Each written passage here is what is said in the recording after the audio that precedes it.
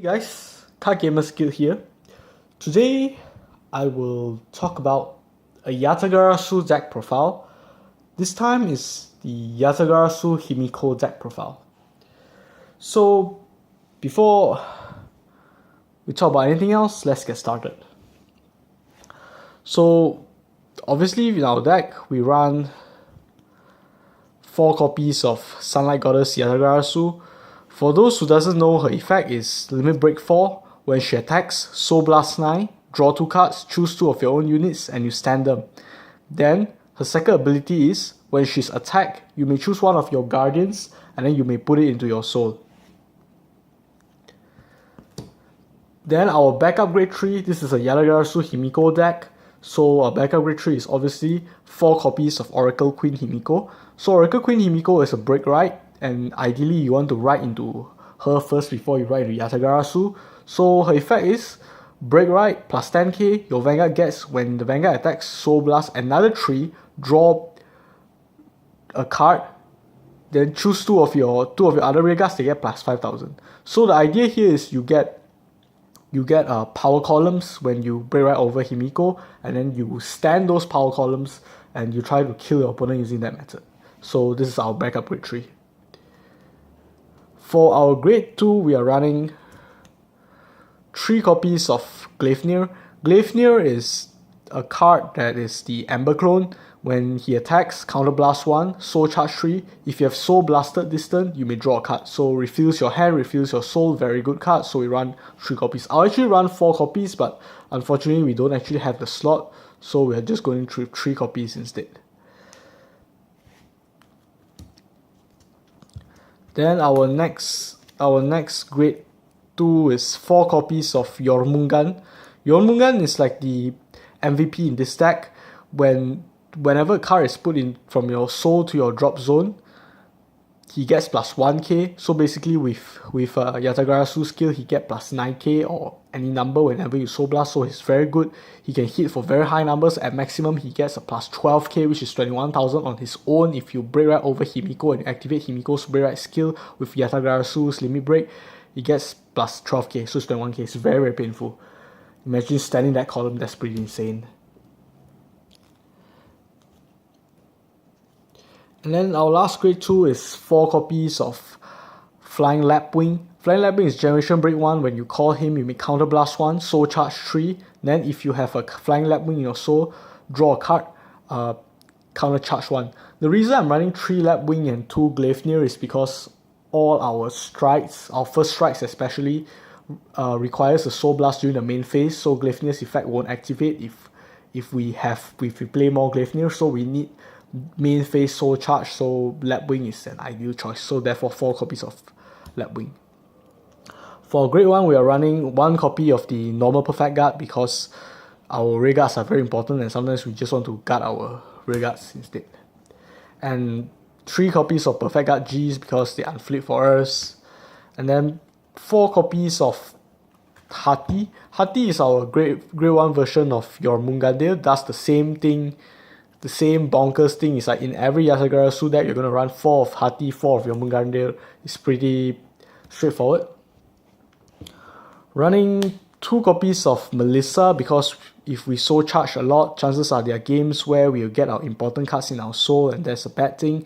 So when she's put from the drop zone into a drop zone from your soul, you may counterblast 1 and then you could call her out to a rearguard. So she fixes our columns. And of course, 4 copies of our Strike Force. As for trigger lineup, we are running 8 stands, which 4 of them are Taros. So Taros is her first skill is Revelation, which is not too relevant in this deck. Second ability is when this card is put from your soul to your drop zone, you may return her to the bottom of the deck. If you do, choose one of your Genesis rearguards and stand them. So basically you want to use during turns where you soul blast a lot, so you could restand a column. If you have two of it in the soul, is pretty good because it actually becomes a legit stand trigger both in the deck and the soul, which is pretty devastating. Even the Fenrir Wise Man Cancer deck runs her, so definitely running 4 copies of her. Now next up for our most important trigger in our entire deck, it is none other than Dreaming Dragon. Dreaming Dragon is a card where Generation Break 1, at the end of turn you may return him and all of your cards from your graveyard back to your deck. If you return 10 or more cards, you get to draw a card. So he prevents you from decking out, which is one thing that the old Genesis will always have the problem, is it's going to deck out. So this card prevents that from happening. Then we are playing 4 copies of Heal Trigger because we are playing G Guardians, and 4 copies of Critical Trigger, not any Critical Trigger but the effect crit that goes into the soul, because the thing is, like I said, our first strike occurs during the main phase, so we need to get, in case we don't get to go first, we need to get this 3 cards into the soul, so she helps us fix that problem. So as for our starter, we play Lading because Lading is very good, goes in the soul when the card is Soul Blast, Superior Call to Rearguard, so basically fixes our columns and stuff. So he's a very, very good card, so definitely running him as a starter. As for our grade 4s, our first strike we have 3 types. We run 2 copies of Tyre, 2 copies of Doombrace, and 1 copy of Dione. So Tyre is ideally our first strike. What he does is, during the main phase, once per turn, Soul Blast 3 cards, look at the top card of your deck, you may put it on top or bottom of your deck. Then when he attacks and you check a non-grade 0 unit, you may soul charge 3 cards. So basically he helps fill out our souls for our Yatagarasu and other plays.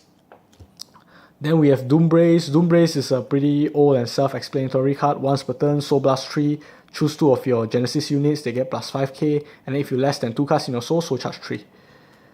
And then Dione. Dione is here as a contingency plan. So what Dione does is, when her attack hits a Vanguard, Soul Blast 3, check the top 3 cards of your deck, put 1 into hand and 2 into your soul.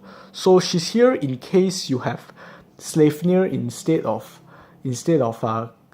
this Lapwing, and you are forced to use Sleipnir to attack and soul charge 3, and you don't get the draw, and then you're gonna attack with her.